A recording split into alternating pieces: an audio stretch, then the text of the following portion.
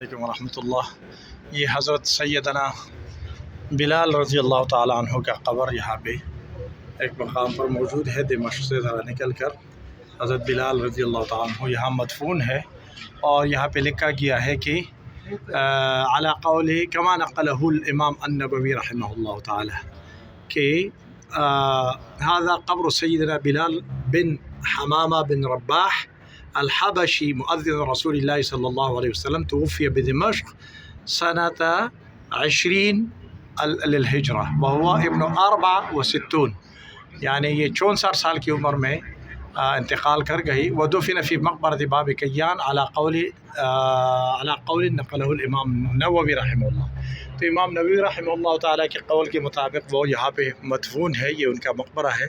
اللہ تعالیٰ حضرت بلال رضی اللہ عنہ کے قبر کو مزید منور فرما دے، اور ہم سب کی برکات کو ان کی برکات سے مالا مال فرمائے۔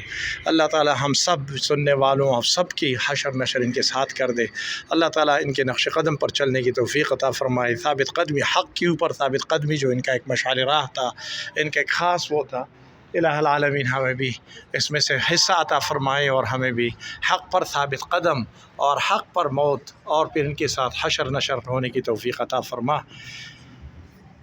سلام علیک، سلام علیک من احبابنا و اخواننا من پاکستان، سلام علیک، سلام علیک یا صحابی رسول اللہ صلی اللہ علیہ وسلم، یا مؤذن رسول اللہ صلی اللہ علیہ وسلم۔